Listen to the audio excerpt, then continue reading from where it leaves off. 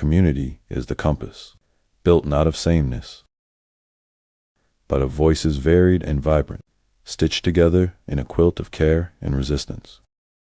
Let difference be our strength, not our division. Well, good evening, and how's everyone this evening? I hope everyone is well and doing well. Here we are at the beginning of the year. This would be our second show for the year, so we're actually very happy to have you on. I'd like to take this opportunity to let you know that I'm grateful to have this platform.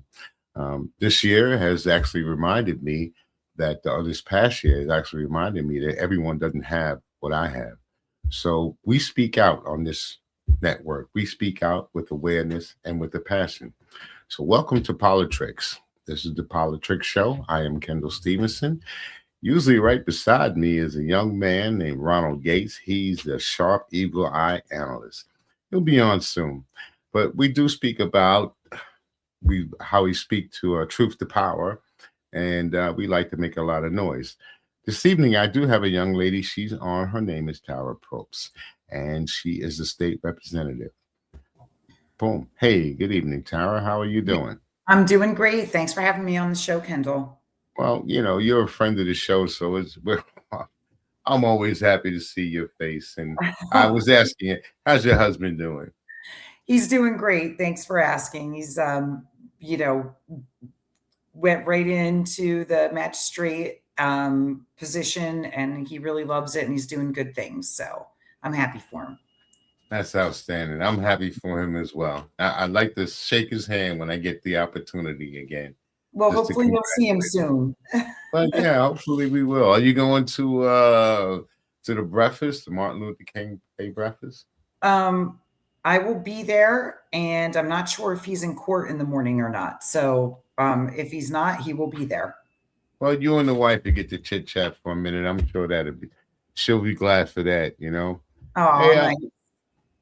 Listen, there's a lot of things that's going on. I know we don't get much into the federal because I understand it's your state, but this attack on Venezuela, with him bypassing Congress, how do you feel about that? There has to be something that you feel about that, him being illegal the way he did. What do you think about that?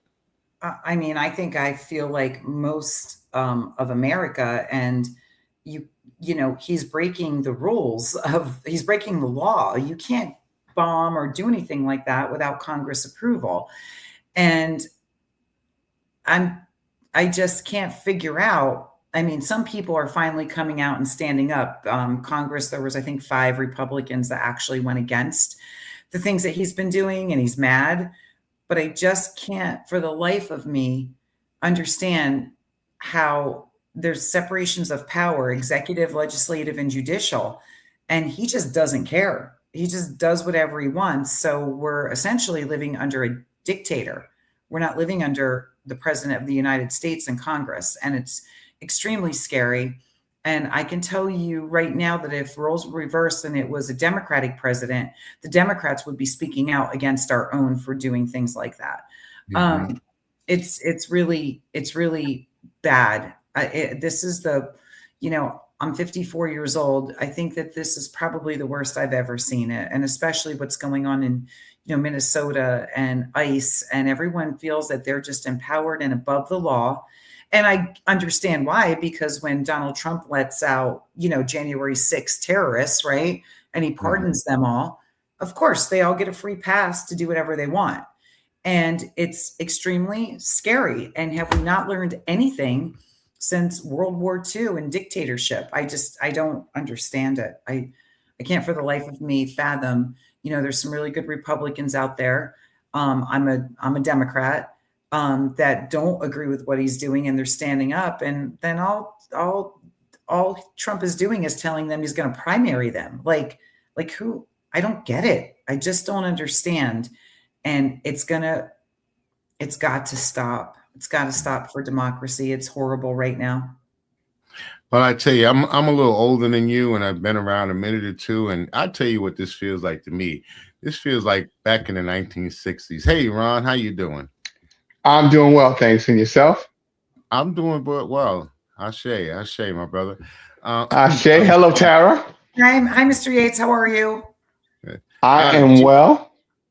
Good. To me, this is what it feels like. It feels like back in the 1960s. I feel like when I was a kid, when you had the police out there with the hoses, and you know, if you were African American, they hosed you down. They were, you had one terrorist organization, the Ku Klux Klan, and they were murdering and killing people, and the little girls and buses and the things that went on, and all the protests and everything that went on during that time, even during the Vietnam War. This is like, I feel like we're right back here again, and seems like nothing is really being accomplished. Oh, and it's more in your face because we have social media and we have images, and people still turn the other cheek. It's really not everybody, obviously. And the people that do stand up against it get shot. I mean, it's awful. Shot or fired, one of the two. Right. Yeah, I introduced you as my eagle eye, the analyst, the man with the plan, the man that can break everything down. So, you know, we have TARAH Probst here, and she's always a friend of the network. Love to see her when she comes on. We were talking earlier about some of the proposals and bills that she's put in since 2026. There's been a couple of them, but one I wanted to ask her about was the clean air and the water. Mm-hmm. What's happening with that here? So, you know, the United States government, which I don't know how long that's going to be under our current regime, and Pennsylvania have the Clean Air and Water Act, and basically it's broken down to air, water, waterways, things like that.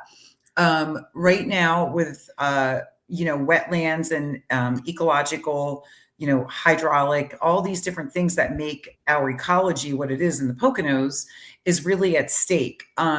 There's a company called RSE, and they're out of Texas, and they basically work for the oil and gas companies.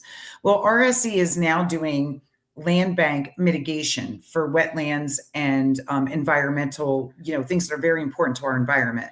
And on a side note, we have exceptional value water in our Broadhead watershed. So we went to court in 2019 to uphold that. So we're very proud of our water, and it's something that you don't want to mess with. You've seen what happened in Detroit years ago, and just bad water leads to health issues. And everyone has the right to clean water. So my bill basically says Pennsylvania should follow the law, because right now PennDOT is doing projects, and without even having permits yet, they are negotiating taking wetlands out of Monroe County and putting them in Wayne County, over, you know, an hour away, in a completely different watershed, the Delaware River Basin versus the Broadhead watershed. They can't do it, but they're going to do it anyway. And I've just had it with these agencies that are just like, we don't care. We're doing what we want. And I've been standing up to PennDOT for over 10 years, and I'll continue. So this legislation is just a reminder that we are to follow the law when it comes to, you know, our water and our ecology, our environment. And it's just a reminder to PennDOT that you can't just do what you want.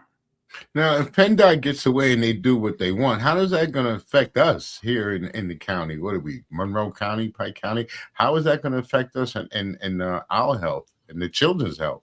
Oh, well, it's not just going to affect our exceptional value water. They want to narrow our creeks, and with the sheer volume and velocity that comes downstream, you know, we didn't just have the 1955 flood that killed so many people in Stroudsburg. We had a flood, I think 2 years prior to that, and then in the late 40s. And really, when it rains very hard in 2012, we had flooding in the borough. So you can count on another flood. We're in a 100-year flood zone. They don't care.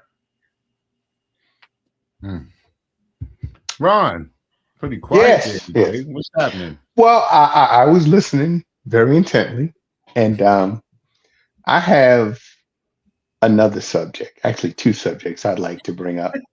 And I'd like to hear TARAH respond from the standpoint of the Democratic Party, if you can. Sure. So what I'd like to know is, what is the Democratic strategy going forward for dealing with the president as it relates to the unprovoked and legally unjustifiable attacks on foreign governments like Venezuela? That's one. And the other one is, what is the plan for protecting American citizens from governmental agencies like ICE that recently shot and killed? Not just, we know about Mrs. Good in Minneapolis, Yeah. but there have been several others whose names we don't know. Yes. So Yeah, what, if anything, can the government, the Democratic Party do in order to protect the American people essentially from their own government? Sure. So right now, the federal government obviously is rogue. I mean, we just know that they're going off the charts. There was, I'm a co-sponsor with, I think, like 52 other Democrats that Tariq Khan was the prime sponsor, basically urging Congress to do their job and hold the executive branch to their duties. And meaning you can't just go bomb Venezuela without Congress authority. We've all heard the tapes of FDR in World War II. He had to get Congress approval before he went to war, in World War II, after being bombed in Pearl Harbor. They got, congressional authority for Vietnam, for Kuwait, like you name it. We always had to have congressional authority. That's what separates the powers, the judicial, executive branch, and legislative branch. So we did do a bill urging the federal government to follow the law, because that's all we can do, right? We're the state, we're a Commonwealth, we're Pennsylvania. I don't work in the federal government, but we need to get it out there to remind people what they're supposed to be doing. And as for ICE, before you came on the show, Kendall and I were talking. I don't think anybody in the world would be upset going after, murderers, rapists, thieves that come in this country illegally. I don't think anybody would be upset about that. But right now, ICE is detaining United States citizens, terrorizing people that are in the communities, hardworking, shooting and killing. Like you said, we only know of a couple that's, with these instances that have happened. I know there's many more. And the last one with Mrs. Good, who is not a domestic terrorist and called a domestic terrorist before they even saw the film. This is 100% going into a fascist dictatorship. And if I was saying to Kendall, you weren't on, it's happening before our eyes. We've all seen historic movies of World War II and what Hitler did and how it happened. We've seen these things, and you never think it's going to happen again. This is exactly how it started. And the more that they want to take even something as simple as the Fed, it's an independent agency. This guy is going to have this other guy, he's going to have him removed and put in his own guy. It's happening with the FCC. It's happening with judges. It's already happened at the Supreme Court. We are in dangerous times right now. And the most dangerous times in my lifetime, not the history of the world, but in my lifetime. And I can't for the life of me see how Republicans can let this happen. I mean, it's one thing to be Republican. It's another thing to be MAGA and wanting a dictator. Republicans were always about small government, responsibility, having, powers with Congress, and all of that is out the window right now. They don't care. They only care about what one person wants, and that's not their job. Their job is to represent their constituents, and that's the power of 435 congressmen and 100 senators. I don't understand where they lost sight. My question is, now when the ICE agents, when they come into town and they come into whichever particular state, let's say we're going to talk about our state, Pennsylvania, they come here and they commit the type of, to me, heinous crimes that they've been committing. There's nothing that we can do legally. I mean, we can't arrest them or anything like that. I would have said yes, except for not after Minnesota. They won't even let the state agencies go ahead and investigate what happened. It's all Donald Trump's people. Nothing's going to happen to that guy. Nothing. Nothing's going to happen to that guy. He pardons January 6ers. He pardons drug dealers from Honduras. He pardons everybody that is no good. And yet, you know, we're domestic terrorists, right? Mhm. We're giving our First Amendment right to protest and freedom of speech. There was absolutely no physical altercation there. And every person I know in law enforcement said the same thing. And if it's upsetting. Hey, look, people that become the villains. That's what we're the bad guys. The United States citizens. We're the terrorists. We're the enemy within, because everything to him is peaches and roses, and everything is great. The economy is doing the best that it ever could do. He's too busy walking around blaming everybody else. If you use the word accountability, he says, no, that's a Democratic thing. They're coming after me, or the leftist party. I mean, they went as far as they called the woman a leftist terrorist. A domestic terrorist. They didn't even know what this woman was. How did they know what her affiliation was politically? They didn't know. They didn't know. The woman had 3 kids and a dog in the car. She had, when he opened the glove compartment, she had a bunch of stuffed teddy bears in there. This was not that. But my man, what do you think about that? You're an ex-police officer, right? What do you got to contribute to that? Well, I think that a lot of my former colleagues who commented on what happened have basically said that this officer was justified, right? That the car was coming at him. Now, you know, this is in America, in the times we live in. If you go to a refrigerator, take out a bottle of water, pour it into a clear glass and put it in front of someone, somebody's going to see a milkshake. Someone is going to see a beer, right? What I saw was this woman attempting to get away from the ICE agent who was running up to her door. I imagine this woman feared for her safety. There was an officer in front of her car, but as you can clearly see in the video, if you look at it frame by frame, her wheels were turned to the right in order to avoid making contact with this officer. What has not been discussed is the fact of, what I say hasn't been discussed thus far is, where were the fatal shots fired from? What position was the officer in? And where on her body was she struck? If the fatal shots were fired from the driver's side window, and this woman was struck on what would be the left side of her head, how does the officer justify using deadly physical force when you're no longer in imminent danger because you are now at the driver's side window? Cars don't move laterally to place you in danger. When I'm watching the video, is right after he committed this heinous crime, they whoosh him away and he jumps into a vehicle and he's gone.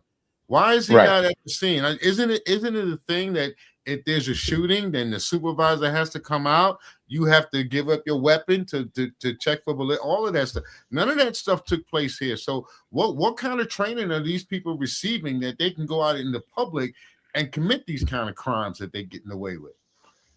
Well, we live in a different time now. So I work at a school district, Scranton School District.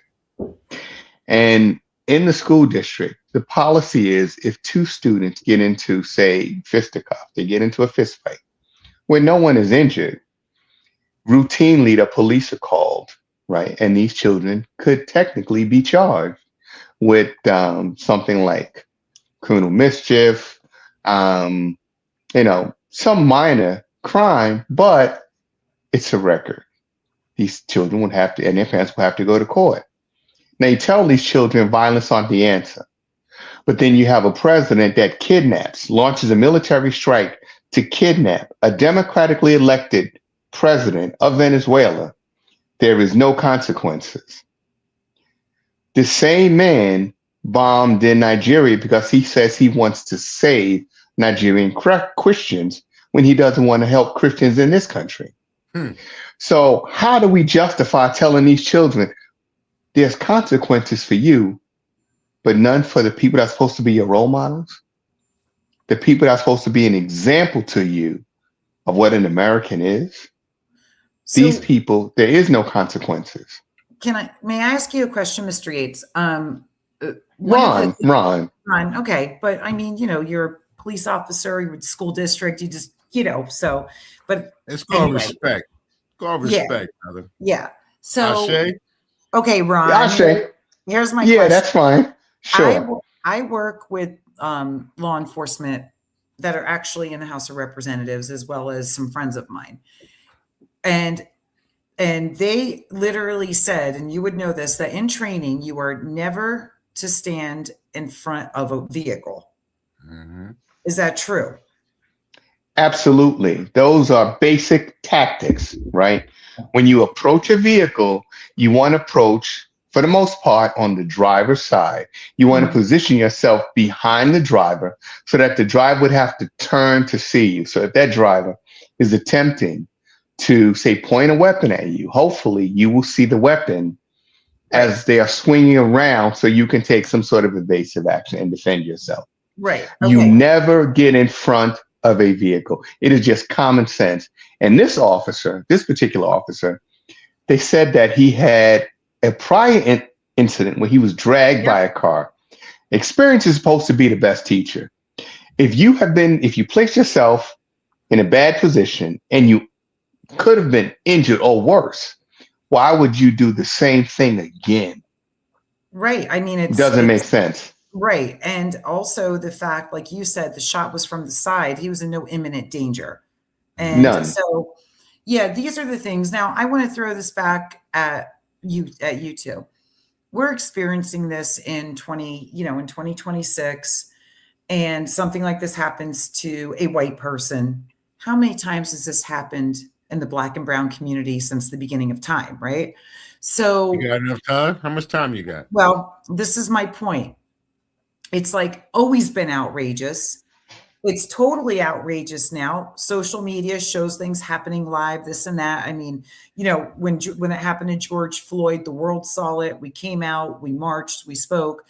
I just want to say that I am so outraged, and I can't imagine the rage that you must have, because this has been going on with in your lives, in your families, things you've always had to deal with since you've been born. You know what I mean? And I just want to think about those things now. Like here, a same-sex couple, a woman, she had 3 kids, shot and killed.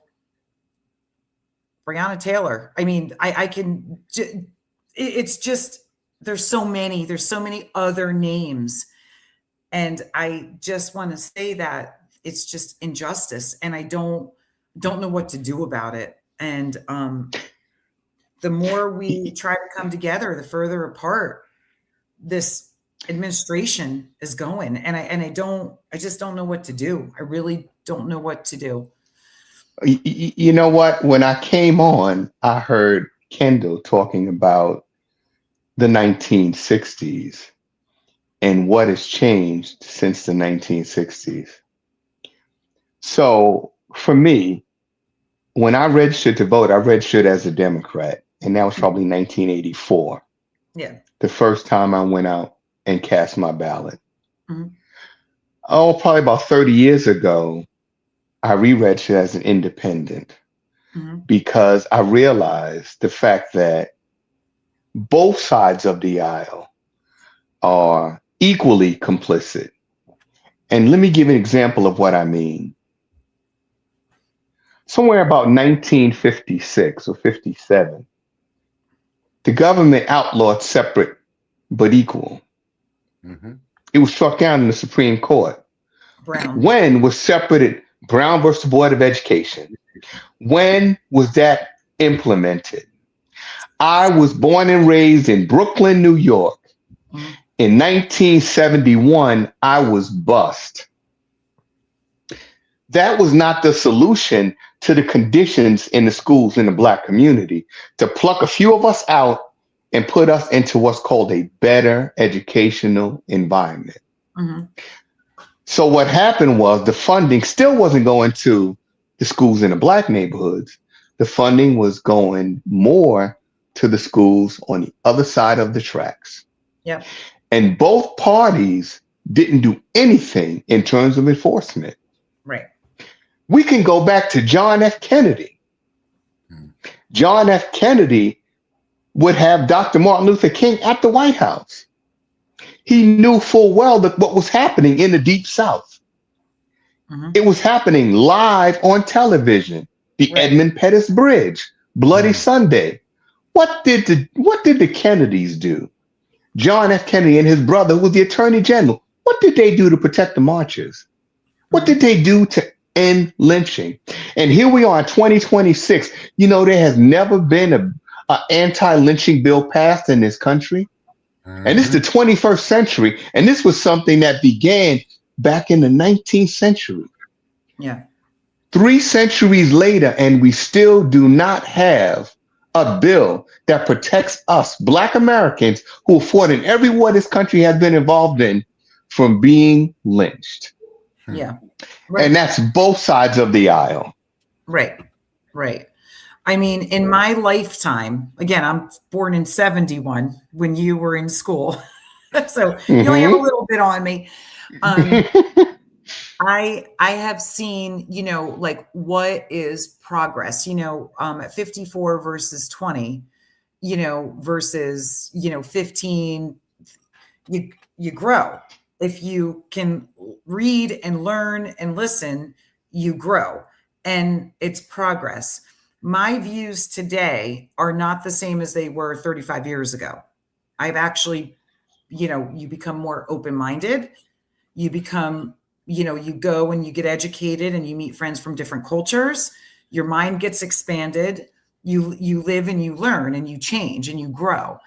And I can say, though, the Democratic Party, for all the faults that they have, in my lifetime, when shootings happen, they've always gone against it. You know, they've always stood in support for the victims. I mean, even like, you know, George Floyd, for example, you know, Donald Trump wouldn't have done the things that the Democrats did. He wouldn't have. I think of what's going on now. This woman, Mrs. Good, who was just shot and killed, I can tell you, if Kamala Harris was in office, there would be an investigation. There would be, this is heinous. You know what I mean? And so I'm not saying that they're perfect at all, many flaws, but I can tell you one side in my 51 years has done more than the other towards it. Well, I'll tell you something. If Kamala Harris was in office, this would not happen. She would not have armed thugs out on the streets.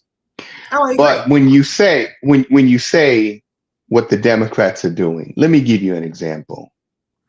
If you go back several Democratic administrations, go back, say, as far as Bill Clinton.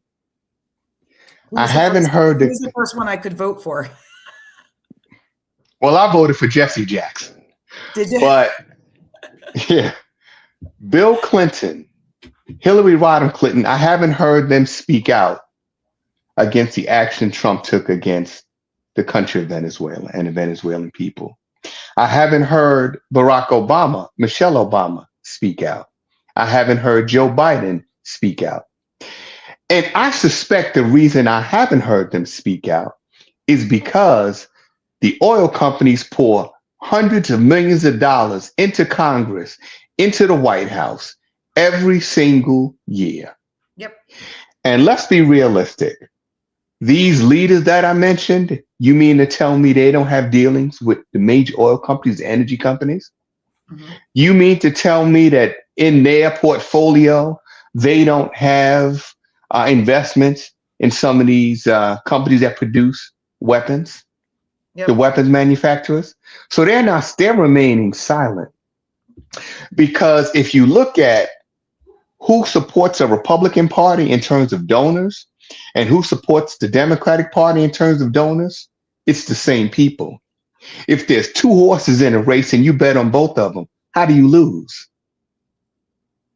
Mhm. Or how do you win? Well, you win because one of the horses is going to win, and you win, and the other horse is going to show, so you don't lose. Hmm. You know, I mean, I had a lot of respect for Hakeem Jeffries until I found out that Hakeem Jeffries is one of the number one recipients of money from AIPAC and the Israeli lobby. He took Nine, $10,000. he took $900,000 No way. from the $900,000. You can go and check it. Over $900,000 in donations from the Jewish lobby. Hey, Tara, How can you say? Mhm. I'm going to ask Tara, how many lobbyists are knocking on your door?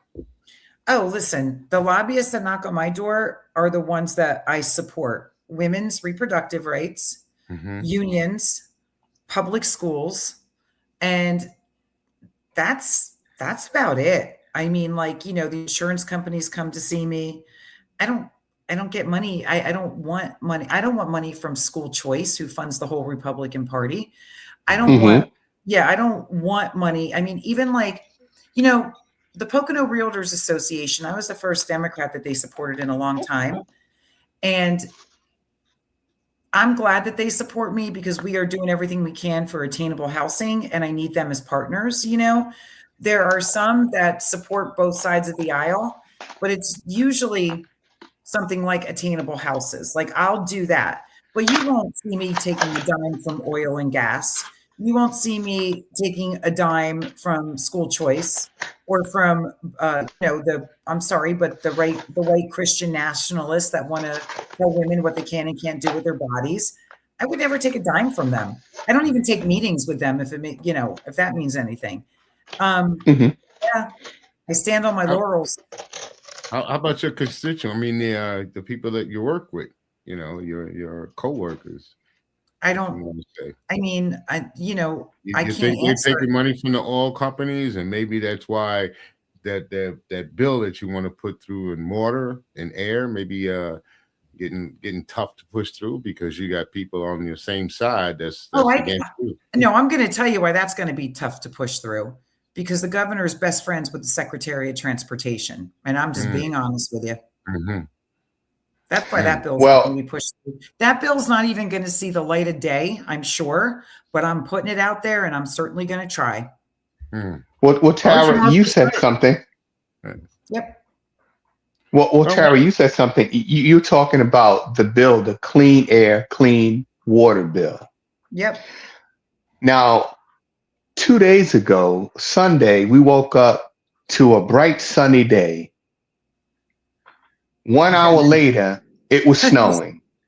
It went back to being a bright sunny day. Yeah. Then the snow came back. It was a whiteout. Yep. Then the sun came back out. Yep. In California, they had mudslides where the mud was up to the tops of cars. Yep. In the center of the country, wild weather. Yep. Yet, probably a third of the country will tell you there is no global warming or there is no climate change. Right. Why? Because it is the energy companies like big oil, like the petroleum companies that have spread misinformation, and the government has backed this information. Primarily the Republican Party have told their constituents, listen, there's nothing to see here, folks, even though this country is being decimated by wild weather, and the entire world is rising sea levels. Okay. There's nothing to see here, folks. Right. Do not worry. Just let us handle this. Right. And this bill that you want to have passed, why would the people in this country have to lobby the government for a God-given right to clean water and clean air and health for our children? Why do we have to fight our government for that? Ashe. You're Ron, 100%. I think the difference with me, and there's a lot of me out there, I don't mean to say it like that, is I don't care. You're not going to shut me up. You're not going to tell me not to run a bill. It doesn't look good. You're not going to tell me any of that, because that's called retaliation. And I'm going to say what I need to say. And I don't care who likes it. And I don't care if, go ahead, don't run one of my bills, because that's retaliation. And I'll call everybody out that does it. I don't care. I made more money in the 90s than I make right now. I'm doing this because I'm trying to do good. I made $189 a month as the mayor. Yes, a month. And I gave it 100%. Wow. I gave it 100%. I did it for 7 years to make life better for my neighbors.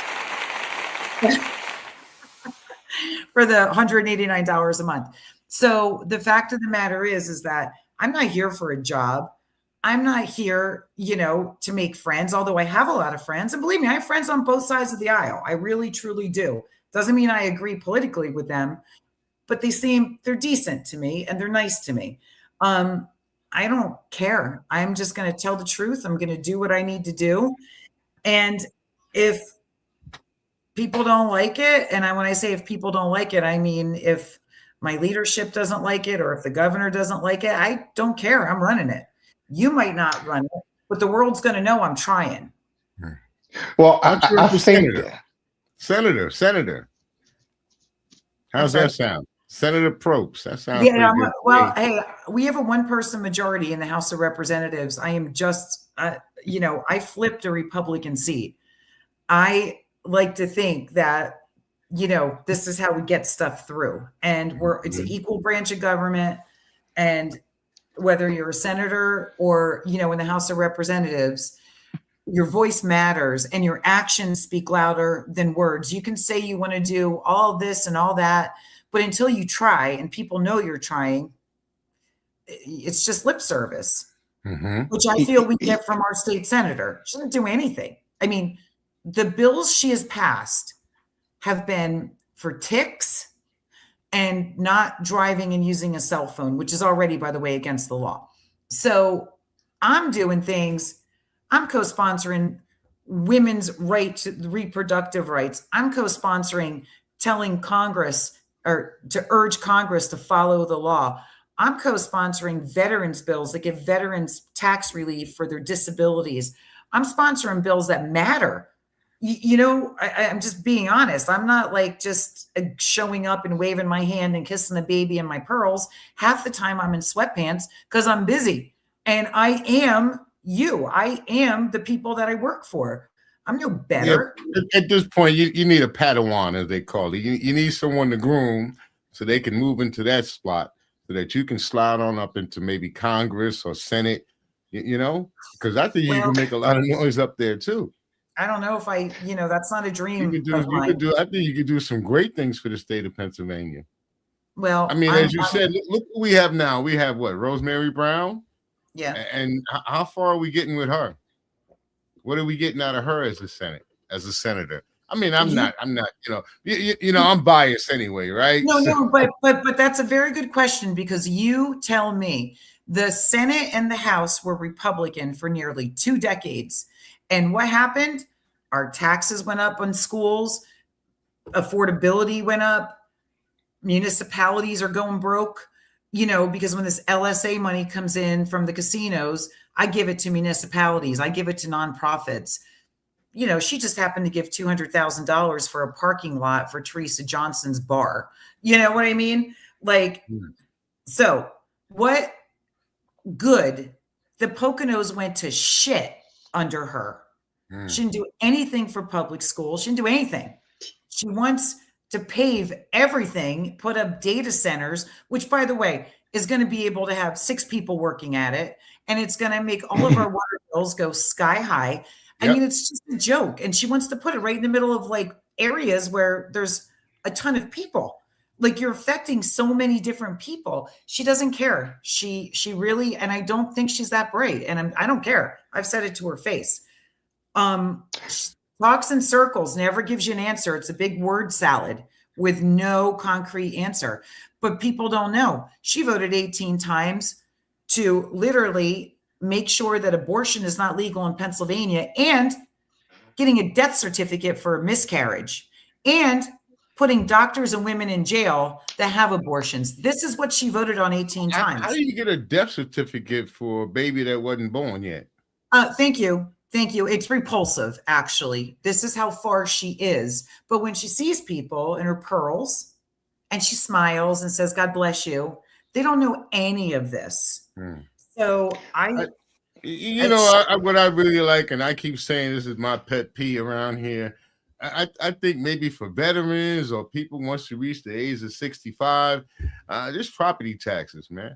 This is killing me. I mean, as long as I'm paying property tax, I never truly own my property. I'm paying rent to the government or to the state, but I never truly own my property because if I stop paying taxes, they come and take my land. So property taxes come in three forms. You got your local, which funds your fire department, your local police. In your case, that's your local taxes probably aren't high because I know where you live. I'm in a borough. So I've got a public works department, trash, fire department, 2 blocks down the road, and police. You call, they're here in a minute. Okay. Ours are a little higher. Then you've got your county taxes, which just went up 37%. And then you have your school taxes, which is the bulk of it.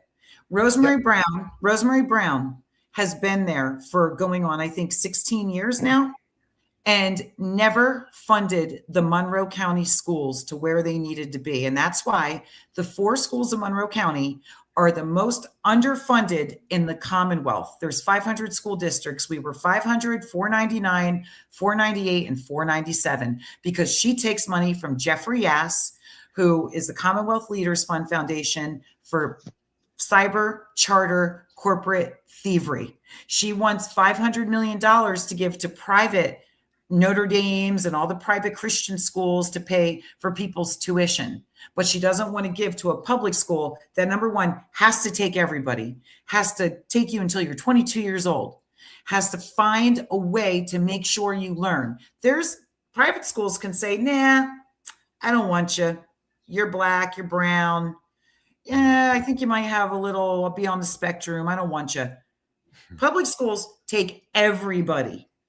So don't even get me on a roll. One day I would love to debate that. She's horrible. Her record is horrible. And it's proven. Just have to have the right person to go after her and call her out for the nothingness that she's done, except for smiles, say, God bless you, wear pearls. And, never do an interview with you, Kendall. She'll never do an interview with you. Yeah, I've asked her a number of times, She'll never do it. We're still waiting for Maureen to come on. I like to hear her point of view on how she feels about things, trying to get her on too. That's a little difficulty. But I actually may get Jasmine Crockett on. That would actually be a treat. Yeah, that would be awesome. That would actually be a treat. But this is what I don't understand. I'm sorry, Ron, but this is what I don't understand. Right. We're living in a country where people talk about let's get together, let's bring everybody together, but there's always these opposing forces that seem to keep us apart. And basically, I think it's due to the lack of education. We've been robbed as African Americans. We've received adequate education pretty much since integration. Gone to adequate schools, the whole nine, but now it seems to be affecting all of the people in the country. They want to dummy us down, if you want to say, so that they have more control over what's going on. We're becoming poorer and poorer and dumber, and they're becoming robin bearers. That's about it. You're absolutely right. And the big beautiful bill cuts your student loan, the guaranteed student loan, cuts it to $100,000. So a kid like me, with a single mom with 4 kids, wouldn't know my dad if I tripped over him. She never got a dime. Thank God for my grandmother and my Aunt Barb. I had to move 11 times in 16 years. Always in the same, I always say that, always in East Stroudsburg Borough, though, because she wanted us to stay in the same schools. A kid like me wouldn't have been able to go to law school because I'd be capped at $100,000. And who's going to, they say, oh, you can get private loans. What bank is going to give a person who doesn't work and is going to school a private loan? It's all to make sure that the wealthy get wealthier and the poor have no shot, and the middle class are having less and less and less of a shot. And that's exactly what they're doing in the big, beautiful bill. And nobody talks about it. Nobody. They don't want you to be educated, because when you're educated, you speak up, you stand up, you learn, you expand. They don't want it. They want to dummy down people and just do what they're doing right now. And it's sick. All right. Hey, Well, you know Ron, what? why don't you take us out? It's getting about that time. So why don't you come on with your comments, take us out, and let us roll. Okay. So you mentioned running, or TARAH running for Congress, right? I think that change, real change in this country, happens at the grassroots level. It does not happen in Washington. Change does not come from Washington. It is the people outside, working outside the system, that bring forth meaningful change. Mhm. If it wasn't for things like the Montgomery bus boycott, we would still be in the back of the bus. This was not about political power. This was exerting economic power, something the government truly understands. And I think that we need to refocus our energies on working outside the government to bring about the change for everyone. Yep. Because we live in a time right now, as you said, TARAH, this is a very dangerous time. Mhm. Some of the things that I see happening now are exactly some of the things that led up to World War II. Yeah. The other day, they talked about us taking over Venezuela's oil. Well, we don't need the oil. China and Russia was buying most of Venezuela's oil. We stole The it. reason, yes, we did. The reason the Japanese attacked Pearl Harbor and decimated the Pacific Fleet, the reason was because America was embargoing Japan's ability to acquire oil to continue their war in the Far East. Yep. That's why the war started. And now here we are preventing Russia, who is actively engaged in a war with Ukraine, from obtaining oil. China from obtaining oil. It did not end well for Nazi Germany. It won't end well for us. We are in no position to fight a war. No position at all. And if we keep going down the road we are going, we will find ourselves at the doorstep of a third world war. Mhm. And it's knocking on the door louder every single day. And what about Greenland? I mean, that's a NATO. I just can't even believe that's a NATO country.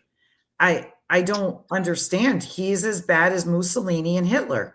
This is exactly how they operated. And then someone like my kid, who is a freshman in college, who I love dearly, the only administration that he knows, Trump's been in his world since he's 8 years old. And he finds this to be the way things go and it's normal. And it's my job, and he's in college, and everyone else's job to be like, this isn't normal. This isn't normal. And he's so far removed from history. I was close to World War II because my grandmother was born in 1920, and she didn't die until I was 36 years old. So let me tell you, I knew some of the things that happened. He's so far removed from what we actually fought for. You know what I mean? For democracy and those things. But we were jerks too, because we turned away boats of Jewish people. We turned them away, fleeing from Germany. Nope, can't come here.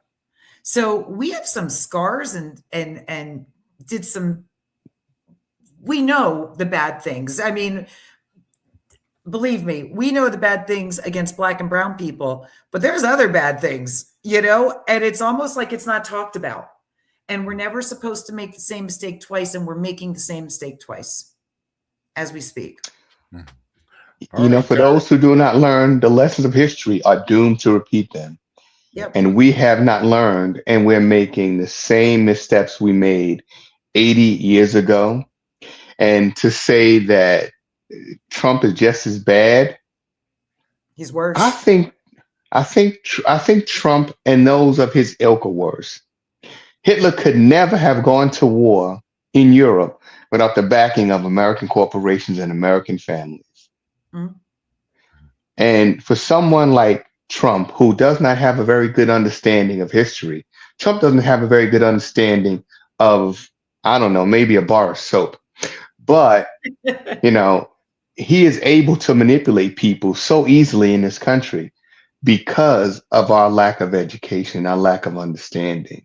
Right. And until we begin to learn or unlearn the things that we have learned and learn some truth about the history of this country, we're doomed to that same pattern of destruction.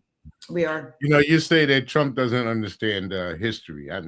Some people have a lot of different things that they want to say about Trump, but the way he's doing things, it's like he's read a lot of the history.